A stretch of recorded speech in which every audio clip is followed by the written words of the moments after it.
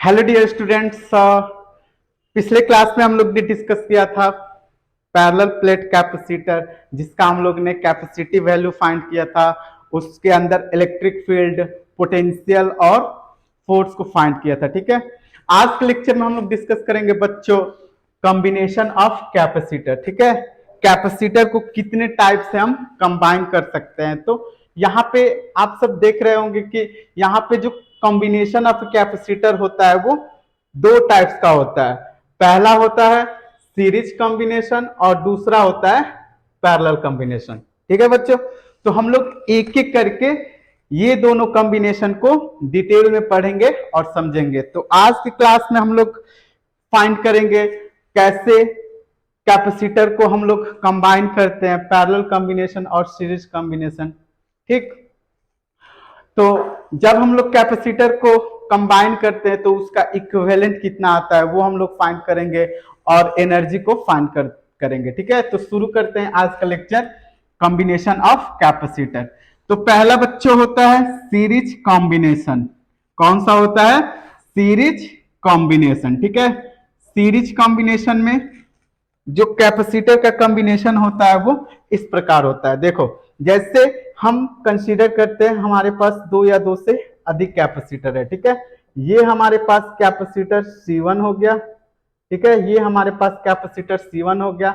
अब देखो, इस कैपेसिटर के पास दो टर्मिनल है, एक यह टर्मिनल है और दूसरा ये टर्मिनल है। ठीक है, तो जब किसी कैपेसिटर के दूसरे टर्मिनल को पहले दूसरे कैपेसिटर के पहले टर्मिनल से जो ऐड करेंगे, फिर तीसरे कैपेसिटर को हम लोग इसी प्रकार ऐड करेंगे, तो ऐसा कॉम्बिनेशन को हम लोग बोलेंगे कौन सा कॉम्बिनेशन? Series combination. ठीक है, ऐसे कॉम्बिनेशन को हम लोग बोलेंगे सीरीज कॉम्बिनेशन। ठीक है, अगर इसका कैपेसिटेंस C1 है, इसका कैपेसिटेंस C2 है, इसका कैपेसिटेंस C3 है। ठीक है, तो ये जो हम देख रहे हैं फिगर में वो कैसा कॉम्बिनेशन है? सीरीज कॉम्बिनेशन है। ठीक है, तो ये बात बच्चों ध्यान देना, जो सीरीज कॉम्बिनेशन में होता है ना, सीरीज कॉम्बिनेशन में, इन series combination all capacitors will have the same charge. इस बात को ध्यान देना, सीरीज कॉम्बिनेशन में क्या होता है, जो सारे कैपेसिटर होते हैं ना, उन सारे कैपेसिटर पे जो चार्ज होता है वो क्या होता है? सेम होता है या इक्वल होता है, but different potential difference. In capacitor के पास जो पोटेंशियल डिफरेंस होता है वो क्या होता है? अलग अलग होता है। जैसे करंट इलेक्ट्रिसिटी में भी पढ़ा होगा, अगर हम रेसिस्टेंस को कंसीडर करते हैं, रेसिस्टेंस को कंसीडर करते हैं, तो इस रेसिस्टेंस में जो करंट होता है, इस रेसिस्टेंस में जो करंट होता है वो सब में क्या होता है? सेम होता है। बट इन कैपेसिटर के केस में जो चार्ज होता है वो क्या होता है? सेम होता है। अब देखो, करंट इलेक्ट्रिसिटी में फाइंड किया होगा कि जब रेसिस्टेंस को हम लोग सीरीज कॉम्बिनेशन में ऐड करते हैं तो उसका जो पोटेंशियल होता है वो अलग अलग होता है। ठीक है, उसका पोटेंशियल क्या होता है? अलग अलग होता है। ठीक, तो इस कैपेसिटर को हम लोग कंबाइन किए हैं सीरीज कॉम्बिनेशन में, तो इसके अंदर जो चार्ज फ्लो होगा ना वो सब कैपेसिटर में क्या होगा? इक्वल होगा। ठीक है, तो यहां पे चार्ज क्या होगा? इक्वल होगा। दूसरा बात ध्यान देने वाला है बच्चों, दूसरा जो होगा वो क्या होगा? Potential difference across them. इस सब कैपेसिटर के अक्रॉस जो पोटेंशियल होगा वो क्या होगा? अलग अलग होगा। जैसे इसका पोटेंशियल V1, तो दूसरे कैपेसिटर का पोटेंशियल V2 और तीसरे वाले कैपेसिटर का पोटेंशियल V3। ठीक है, तो यहां पे डिफरेंट क्या होता है? पोटेंशियल डिफरेंस, बट सेम क्या होता है? चार्ज होता है। ठीक है, तो ये बात ध्यान रखना। ओके, तो हम लोग जानते क्या है? हम लोग जानते हैं बच्चों C equal to Q upon V। ये हम लोग को फॉर्मूला पता है। ठीक है, अब देखो यहां पे अगर इस कैपेसिटर को इस कैपेसिटर को मैं किसी बैटरी के थ्रू जोड़ देता हूं जिसका पोटेंशियल है V, जिसका पोटेंशियल क्या है V है। ठीक है, तो यहां पे ये जो पोटेंशियल होगा वो डिस्ट्रीब्यूट हो जा रहा है किसमें, V1, V2 और V3 में। यहां पे पोटेंशियल बच्चों किस पे डिस्ट्रीब्यूट हो रहा है, V1, V2 और V3 में। ठीक है, तो देखो यहां पे जो पोटेंशियल होगा V इक्वल टू क्या होगा, V1 plus V2 plus V3। जो पोटेंशियल होगा वो क्या हो जाएगा, V1 plus V2 plus V3। ठीक है, अब देखो अगर मान लो ये जो पोटेंशियल है वो इस सारे कैपेसिटर में क्या हो रहा है, अप्लाई हो रहा है। ठीक है, ये पोटेंशियल इस सारे कैपेसिटर में क्या हो रहा है, अप्लाई हो रहा है। ठीक है, तो देखो यहां पे अगर इस सारे कैपेसिटर का हम लोग सीरीज कॉम्बिनेशन को मान लें C इक्विवेलेंट, तो V इक्वल टू क्या हो जाएगा, V equal to Q upon C equivalent. ठीक है, V equal to Q upon C equivalent. ठीक, V1 की जगह क्या लिखेंगे, V1 की जगह हम लोग लिखेंगे V1 की जगह V1 इक्वल टू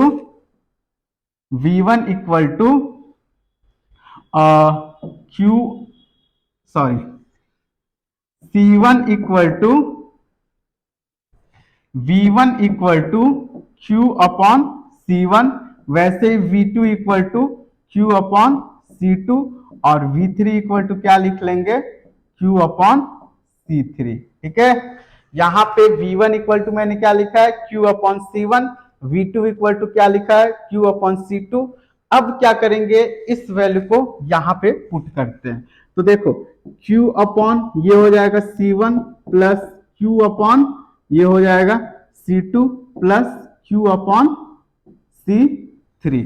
ठीक है, तो इसमें से कौन सा टर्म कॉमन होगा, इसमें से कॉमन टर्म होगा हमारा Q upon C equivalent equal to Q 1 upon C1 plus 1 upon C2 plus 1 upon C3।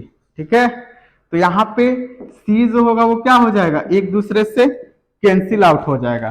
ठीक है, यहां पे C क्या हुआ, एक दूसरे से कैंसिल आउट हुआ। यहां तक समझ में आया बच्चों।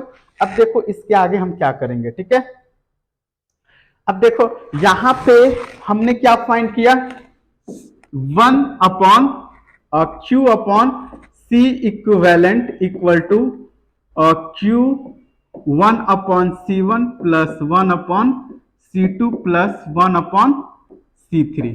ठीक है, अब देखो इसमें से Q1 Q2 कैंसिल आउट होगा तो 1 upon C equivalent equal to क्या हो जाएगा, 1 upon C1 plus 1 upon C2 plus 1 upon C3।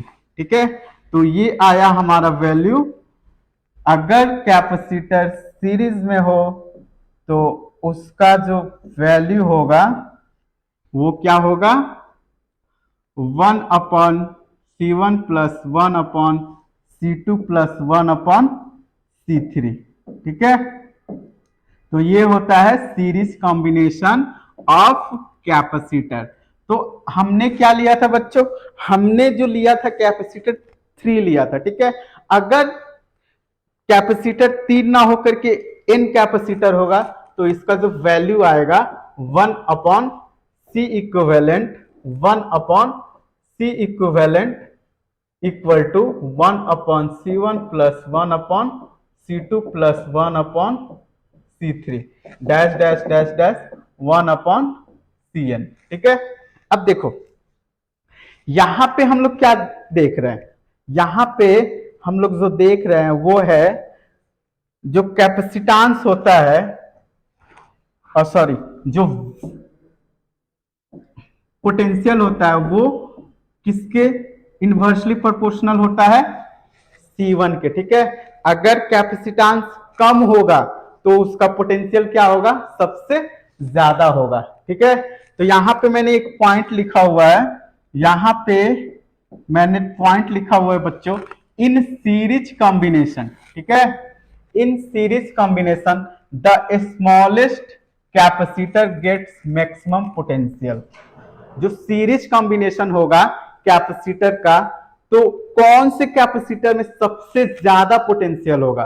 तो जिस कैपेसिटर का कैपेसिटेंस अगर कम होगा या सबसे कम होगा, उसका जो पोटेंशियल होगा वो मैक्सिमम होगा। जैसे कि यहां पे देख रहे हो, अगर ये मिनिमम तो वोल्टेज क्या होगा?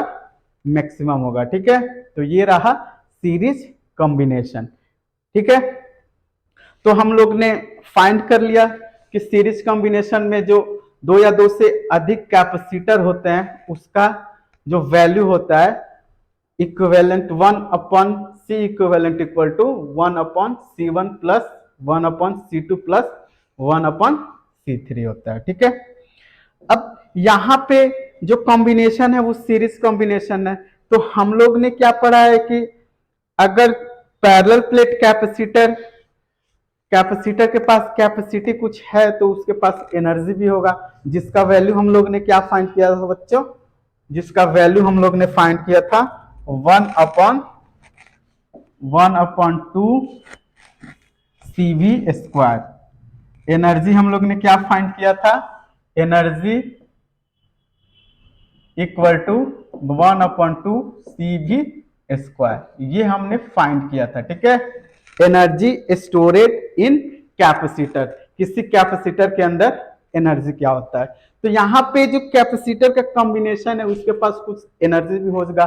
तो हम लोग नेक्स्ट फाइंड करते हैं energy storage in series combination of capacitor. ठीक है, तो देखो हमने जो मान लेते हैं फर्स्ट कैपेसिटर के कारण जो एनर्जी है वो है 1/2 C1 V1 स्क्वायर।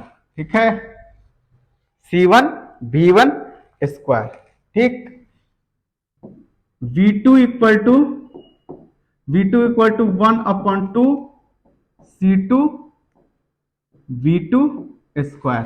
ठीक, वैसे ही यहां पे एनर्जी U3 इक्वल टू क्या हो जाएगा? 1/2 C3V3 का होल स्क्वायर। ठीक है, अब देखो यहाँ पे जो एनर्जी होता है वो कैसा होता है? स्केलर होता है।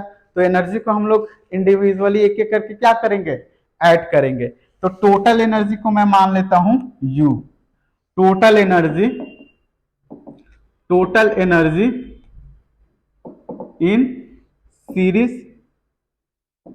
Series combination capacitors, capacitor equal to U मैं मान लेता हूं। ठीक है, क्या मान लेता हूं? U मान लेता हूं। ओके, तो देखो यहां से जो U का वैल्यू आएगा, यहां पे जो U का वैल्यू आएगा, total energy U equal to क्या हो जाएगा? U1 plus U2 plus U3। ठीक है, तो यहां पे एनर्जी जो होगा, यहां पे एनर्जी जो होगा, अगर मैं V1 को Q के टर्म में लिख लेता हूं, यहां पे अगर मैं V1 को Q के टर्म में लिख लेता हूं, एक मिनट बच्चों,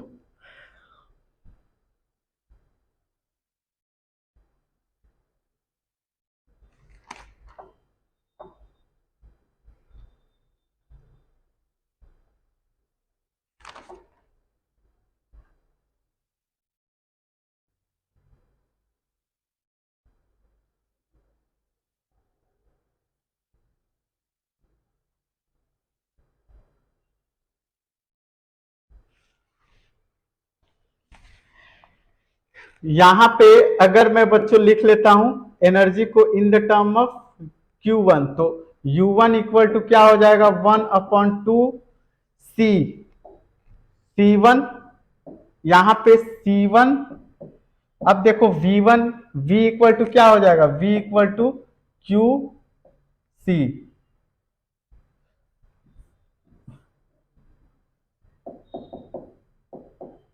तो यहाँ पे क्या हो जाएगा, V equal to Q upon C.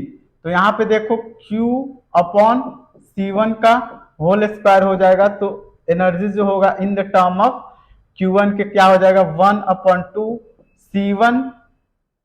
C1 into Q1 square upon C1। तो देखो C1 स्क्वायर, तो यहाँ पे C1 कैंसिल आउट होगा, तो U1 इक्वल टू क्या आ गया, U1 in the term of Q क्या हो जाएगा 1/2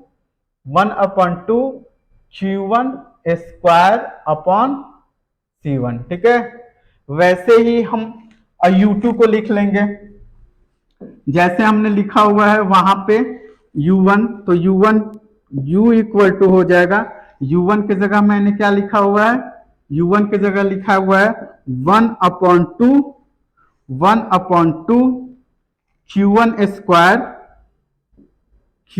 स्क्वायर अपॉन C1। वैसे ही लिख लेंगे 1/2 Q2 square upon C2 plus 1/2 Q3 square upon C3। ठीक है, तो देखो यहां पे जो U का वैल्यू आएगा, इसमें से कॉमन क्या ले लूं, इसमें से कॉमन Q आएगा, सॉरी चार्ज जो होगा वो सब में क्या होगा, इक्वल होगा। ठीक है, चार्ज जो होगा वो सब में इक्वल होगा। ठीक, तो 1/2 Q square upon C1 plus 1/2 Q square upon C2 plus 1/2 Q square upon C3। यहां पे समझ में आया, हमने ये एनर्जी फाइंड किया हुआ था 1/2 C1 V1 स्क्वायर। ठीक है, तो अगर हम लोग को एनर्जी पता है तो उसके चार्ज के भी टर्म में लिख सकते हैं, पोटेंशियल के भी टर्म में लिख सकते हैं। ठीक है, तो यहाँ पे हमने एनर्जी को किसके फॉर्म में लिखा, चार्ज के फॉर्म में। यहाँ पे तुम लोग क्या देख रहे हो बच्चों, यहाँ पे देख रहे होगे कि यहाँ पे जो अल कैपेसिटर में जो चार्ज है वो क्या है, इक्वली डिस्ट्रीब्यूटेड है। ठीक है, सॉरी इक्वल फ्लो हो रहा है। ठीक, तो यहाँ पे कॉमन क्या हो जाएगा 1/2 Q स्क्वायर, अब ये हो जाएगा 1/C1 plus 1/C2 plus 1/C3। ठीक है, तो यहाँ पे जो एनर्जी आएगा वो कितना आ जाएगा, U equal to 1/2 Q square, ये क्या होगा C इक्विवेलेंट। ठीक है, C इक्विवेलेंट, तो ये हो गया एनर्जी, ये क्या हो गया, एनर्जी हो गया। ठीक है, सीरीज कॉम्बिनेशन में ये क्या हो गया, एनर्जी हो गया।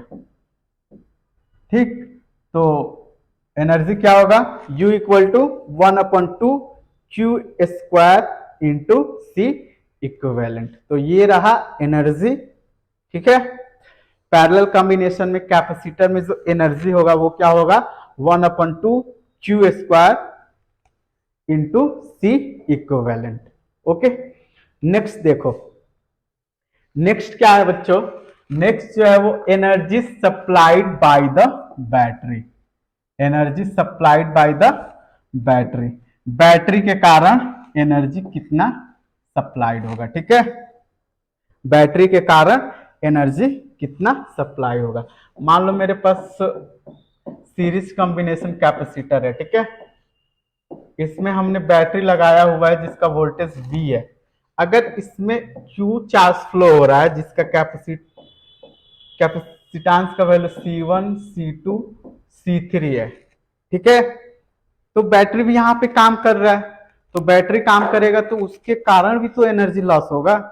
ठीक है, तो उस एनर्जी का वैल्यू कितना होगा। ठीक है, energy supplied by the battery, मतलब बैटरी के कारण कितना एनर्जी इस कैपेसिटर में सप्लाई हो रहा है। ठीक है, तो U इक्वल टू क्या होता है, U equal to energy supplied,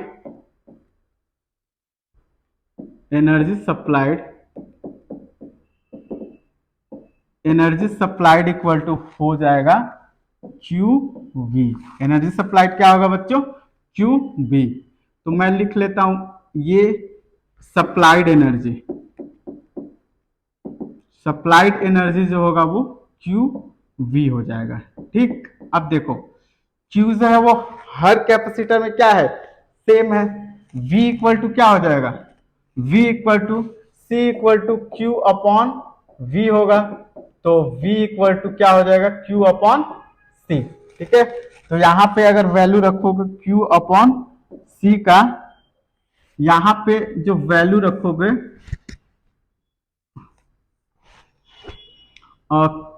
Q upon C equivalent यहां पे होगा। ठीक है, तो यहां पे Q square upon C equivalent. ठीक, एनर्जी सप्लाइड। ठीक है, एनर्जी सप्लाइड का वैल्यू कितना आया, एनर्जी सप्लाइड का वैल्यू आया Q square upon C equivalent. ठीक, तो ये रहा एनर्जी सप्लाइड का वैल्यू। अब देखो एक क्वेश्चन पूछा जाए, मान लो हमने जो एनर्जी फाइंड किया कैपेसिटर के कारण, वो कितना फाइंड किया, वो हमने फाइंड किया Q 1/2 Q square into C equivalent. कितना फाइंड किया, Q square into C equivalent.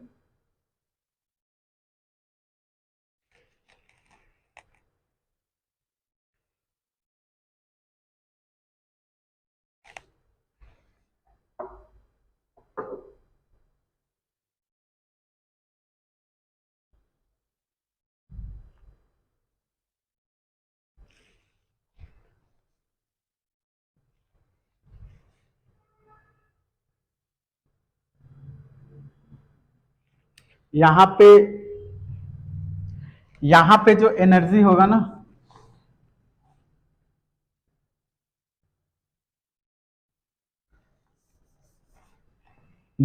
यहां पे जो बच्चों एनर्जी होगा वो होगा U equal to 1/2 Q square upon C equivalent. ठीक है, यहां पे जो एनर्जी होगा वो कितना होगा, C 1/2 Q square upon C equivalent. ठीक है, अब देखो, अब यहां से मैं पूछूं जो रेशियो होगा एनर्जी कैपेसिटर के कारण स्टोरेज एनर्जी का जो रेशियो और battery energy supplied by battery का जो रेशियो होगा, U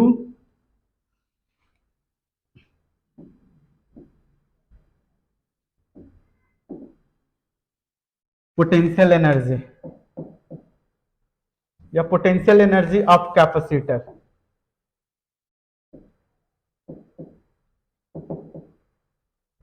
upon potential energy supplied equal to क्या होगा, यहां पे हम लोग ने इसका वैल्यू फाइंड किया 1/2 Q square upon C equivalent, ratio Q square upon C equivalent. तो ये वाला टर्म क्या होगा, ये वाला टर्म कैंसिल आउट होगा, तो जो एनर्जी होगा U कैपेसिटर अपॉन सप्लाइड या बैटरी के कारण वो कितना होगा, U capacitor upon U supplied equal to 1/2। ठीक है, इसका मतलब क्या हुआ, इसका मतलब मैं अभी ये जो एनर्जी होगा ना वो सीरीज कॉम्बिनेशन पैरेलल कॉम्बिनेशन में भी आएगा, तो मैं इसको बताऊंगा इसका मतलब क्या होता है। ठीक है,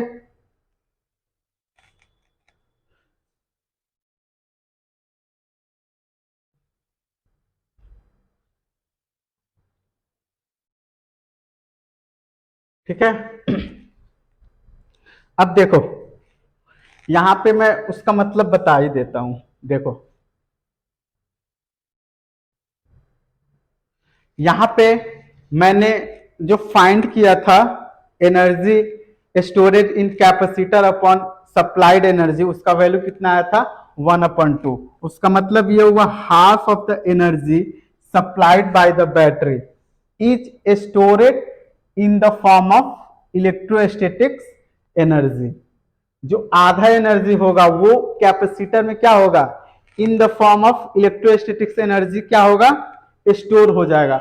और जो आधा एनर्जी बचेगा, half of the energy converted into heat through the resistor. Resistance के थ्रू जो आधा होगा वो किस फॉर्म में प्रोड्यूस होगा, हीट के फॉर्म में। ठीक है, तो हम लोग अब सीरीज कॉम्बिनेशन पे एक क्वेश्चन को सॉल्व करते हैं। ठीक है, क्वेश्चन को सॉल्व करते हैं। ओके, क्वेश्चन क्या कह रहा है, क्वेश्चन कह रहा है three initially uncharged capacitor, initially जो कैपेसिटर है वो अनचार्ज है connected in series as saw in figure. जैसा कि फिगर में दिखाया गया है, तीन कैपेसिटर क्या है वो सीरीज कॉम्बिनेशन में जुड़े हुए हैं। ठीक है, with battery of EMF 30 volt. ये बैटरी का वोल्टेज कितना दिया हुआ है 30 volt. Find out the following. पहला हम लोग को फाइंड करना है, पहला क्या फाइंड करना है, charge flow through the battery. Charge flow through the battery means इस बैटरी के थ्रू Q कितना फ्लो करेगा। ठीक है, दूसरा फाइंड करना है potential energy in 3 μF capacitor. तीसरा फाइंड करना है potential energy in capacitor heat produce in the circuit. ठीक है, heat produce in the circuit. तो देखो सबसे पहले हम लोग पहला फाइंड करते हैं चार्ज का वैल्यू। ठीक है, पहला हम लोग फाइंड करते हैं चार्ज, चार्ज क्या होगा। ठीक है, चार्ज क्या होगा, तो चार्ज फाइंड करने के पहले हम लोग इक्विवेलेंट फाइंड कर लेते हैं। ठीक है, 1/C equivalent equal to 1/C1 plus 1/C2 plus 1/C3। ठीक है, 1/C इक्विवेलेंट इक्वल टू कितना हो जाएगा 1/2 प्लस 1/3 प्लस 1/6 μF। तो 1/C इक्विवेलेंट इक्वल टू कितना हो जाएगा 2 3 6 का एलसीएम 6 होगा, ये हो जाएगा 3 प्लस 2 प्लस 1। तो 1/C इक्विवेलेंट का वैल्यू कितना आया 6/6 इक्वल टू 1 माइक्रोफेराडे। ठीक है, तो C इक्विवेलेंट इक्वल टू कितना आ गया, C इक्विवेलेंट इक्वल टू आ गया 1 microfarad. C equivalent equal to कितना आ गया 1 माइक्रोफेराडे। ठीक है, अब देखो ये जो चार्ज Q होगा वो किसके इक्वल हो जाएगा, Q equal to C equal to Q/V। तो Q इक्वल टू क्या हो जाएगा CV। ठीक है, Q इक्वल टू क्या हो जाएगा CV। तो यहां पे चार्ज होगा Q इक्वल टू क्या हो जाएगा, Q इक्वल टू हो जाएगा C इक्विवेलेंट इंटू V। तो ये वैल्यू आया 1 इंटू 30 इक्वल टू 30 माइक्रोफेराडे, है ना। चार्ज का वैल्यू कितना आया बच्चों, यहाँ पे जो चार्ज फ्लो होगा वो कितना होगा 30 माइक्रोफेराडे। ठीक है, यहां तक समझ में आया। अब देखो दूसरा potential energy in 3 microfarad capacitor. 3 microfarad capacitor में पोटेंशियल कितना होगा। ठीक है, अब हम लोग सेकंड फाइंड करते हैं। यहां तक समझ में आया बच्चों, यहां तक ठीक है।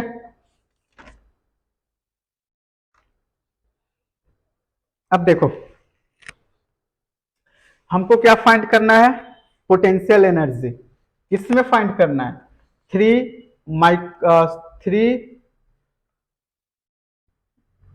माइक्रोफेराडे वाला में। ठीक है, तो देखो इसको मैं मिटा देता हूं, ठीक है।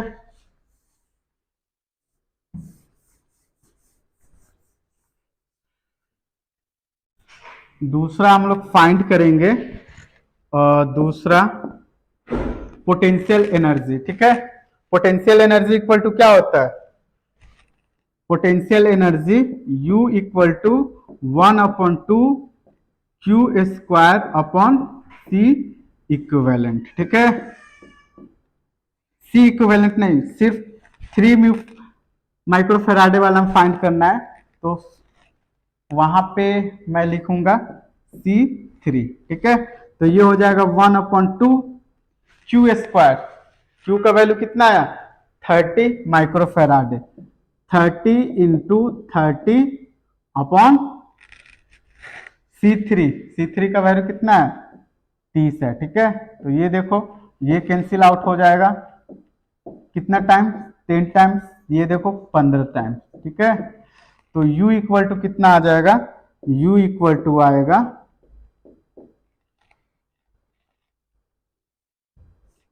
U इक्वल टू आएगा 150 जूल। U इक्वल टू कितना आएगा?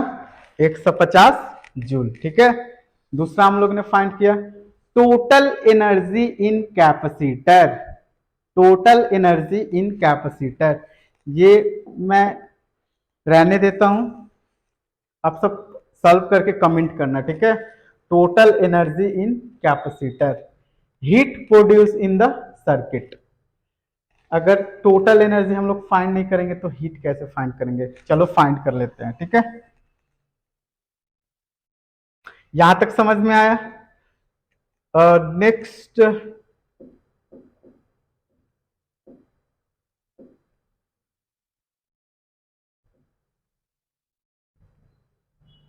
इसको मैं मिटा देता हूं, टोटल एनर्जी इन कैपेसिटर। टोटल एनर्जी इन कैपेसिटर का फॉर्मूला मैंने क्या लिखा है? टोटल एनर्जी, टोटल एनर्जी जो होगा वो कितना हो जाएगा? Total energy equal to 1/2 Q square upon C equivalent, ठीक है। तो ये हो जाएगा 1/2 क्यू स्क्वायर, क्यू स्क्वायर की जगह 30 इंटू 30 अपॉन सी इक्विवेलेंट का वैल्यू कितना आया? सी इक्विवेलेंट का वैल्यू आया है 1, ठीक है। तो यहां पे देखो 1/2 कैंसिल आउट होगा यहाँ पे 2 से, ठीक है। 2 से कैंसिल आउट होगा तो ये देखो 15 हो जाएगा, तो ये हो जाएगा 450 जूल, ठीक है। तो टोटल एनर्जी कितना आया? यू टोटल एनर्जी जो आया वो 450 जूल हुआ, ठीक है। टोटल एनर्जी जो होगा वो कितना होगा? इतना होगा, ठीक। अब लास्ट हम लोग को फाइंड करना है हीट प्रोड्यूस, ठीक है। चौथा क्या फाइंड करना है? Heat produce. ये जो एनर्जी है वो कैपेसिटर के थ्रू एनर्जी है, ठीक है, बट इसमें बैटरी का भी एनर्जी है अपना, ठीक। तो हीट प्रोड्यूस, अब देखो हीट प्रोड्यूस जो होता है ना, वो बैटरी के कारण जो वर्क होगा, बैटरी के कारण जो वर्क होगा वो कितना हो जाएगा? Q square upon C equivalent minus total energy 450। तो देखो ये कितना वैल्यू हो जाएगा? Q का वैल्यू है 30 इंटू 30 अपॉन 1 माइनस 450, ठीक है। तो ये हो जाएगा 900 में से 450 जाएगा तो कितना बचेगा? 450 जूल। तो हीट प्रोड्यूस कितना होगा? हीट प्रोड्यूस मैंने क्या अभी बताया, जो बैटरी का एनर्जी होगा वो 2 पार्ट में डिवाइड हो जाएगा। पहला in the form of electrostatic energy, ठीक है, और दूसरा कौन सा एनर्जी होगा? हीट एनर्जी के फॉर्म में। तो जितना एनर्जी स्टोर करेगा कैपेसिटर अपने अंदर, उतना ही एनर्जी किसमें प्रोड्यूस बाहर निकलेगा? हीट एनर्जी के टर्म में, ठीक है। तो यहाँ पे जो हीट एनर्जी आया वो कितना आया, 450 जूल, ठीक है। यहां तक समझ में आया। एक और क्वेश्चन करते हैं इस पे, ओके। देखो क्वेश्चन नंबर 2, क्वेश्चन नंबर 2 यहां पे देखो, two capacitor of capacitance 1 microfarad and 2 microfarad are charge to potential difference 220 volt and 15 volt it as saw in figure. Now terminal B and C are connected together, terminal A with positive battery and D with negative terminal of battery, then find out the charge on both capacitor. देखो पहले हमारे पास ये capacitor है, ठीक है, हमारे पास ये capacitor है, ठीक,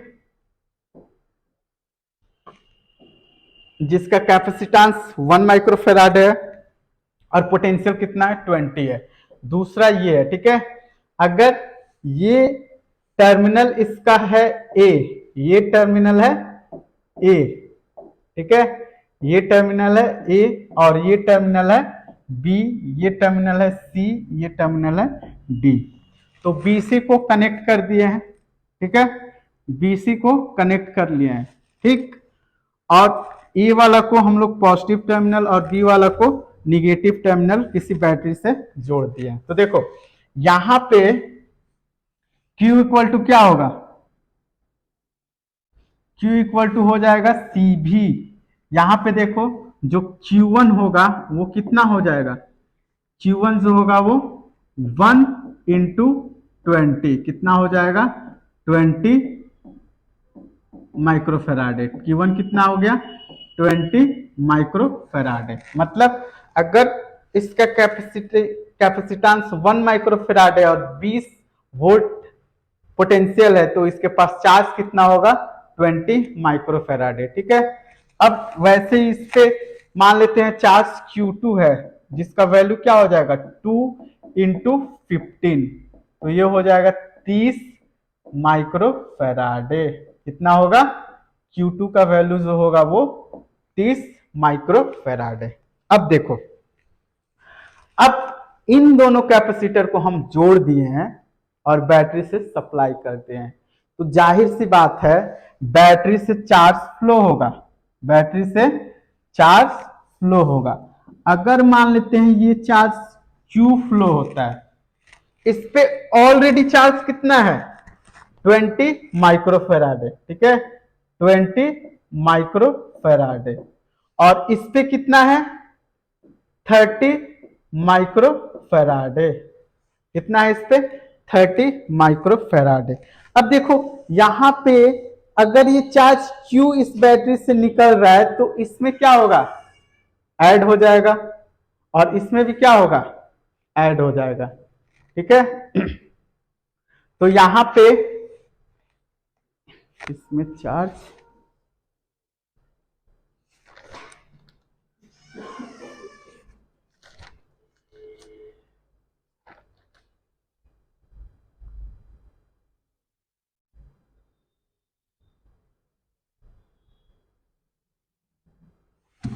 ठीक है, इस पे भी चार्ज ऐड हो जाएगा और इस पे भी चार्ज क्या होगा, ऐड हो जाएगा। तो देखो अगर मान लो Q चार्ज फ्लो हो रहा है तो इसमें जो Q है वो इसमें ऐड हो जाएगा और इसमें भी क्या हो जाएगा, ऐड हो जाएगा। ये हम इस कैपेसिटर के प्लेट का बात कर रहे हैं। अगर इस कैपेसिटर के प्लेट का बात करते तो क्या होता, माइनस Q हो जाता, ठीक है, इस पे भी माइनस Q हो जाता। तो ये इस कैपेसिटर पे चार्ज कितना हो गया 20 माइक्रोफेराडे प्लस Q, इस पे जो चार्ज हो गया वो कितना हो गया 30 माइक्रोफेराडे प्लस Q। पूछ क्या रहा है, find out the final charge on both capacitor. तो देखो हमने जो पोटेंशियल लगाया हुआ है 30 वोल्ट वो क्या दो पार्ट में डिवाइड होगा, इसका पोटेंशियल V1, इसका पोटेंशियल V1 और इसका पोटेंशियल V2, ठीक है। तो जब हम लोग किरचॉफ वोल्टेज लॉ अप्लाई करेंगे तो यहाँ पे जो 30 होगा वो किस में कन्वर्ट हो जाएगा, जो 30 होगा वो दो पार्ट में डिवाइड हो जाएगा। ठीक है, 30 equal to V1 plus V2। अब देखो 30 इक्वल टू V1, देखो C equal to Q upon V होता है, तो V इक्वल टू क्या हो जाएगा, Q अपॉन C1। तो इस पे Q upon V1 equal to हो जाएगा Q अपॉन C1। ठीक है, Q अपॉन C1। तो देखो उस पे Q कितना है, Q कितना है 20 plus Q, 20 plus Q upon C1। C1 का वैल्यू कितना है 1 माइक्रोफेराड है, प्लस उस पे कितना चार्ज है 30 प्लस Q अपॉन उस पे कितना है 2 माइक्रोफेराड है। ठीक है, 2 माइक्रोफेराड है, माइक्रोफेराड हटाओ यूनिट, ये है 1, ये है 2। ठीक है, तो देखो इसका एलसीएम लोगे तो ये हो जाएगा 2, इसका एलसीएम लोगे 2 हो जाएगा, तो ये हो जाएगा 2 into 20 40 plus 2Q plus 30 plus Q।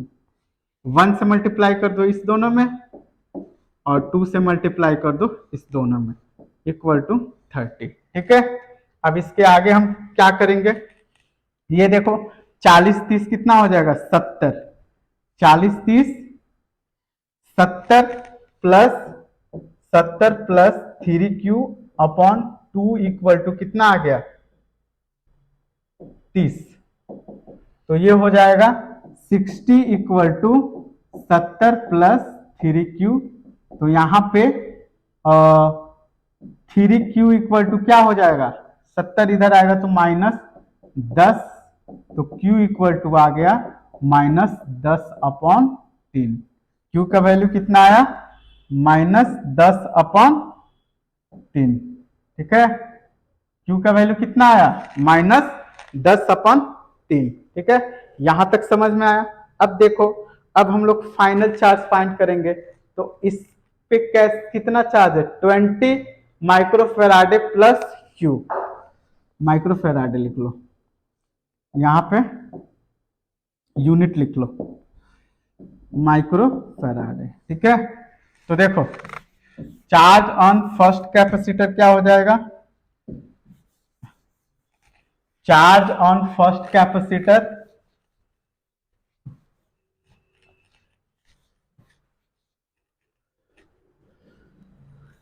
Charge on first capacitor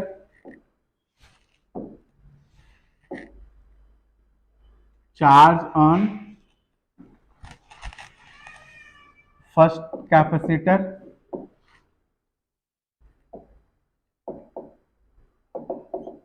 जो होगा वो कितना हो जाएगा 20 माइक्रोफेराडे प्लस Q।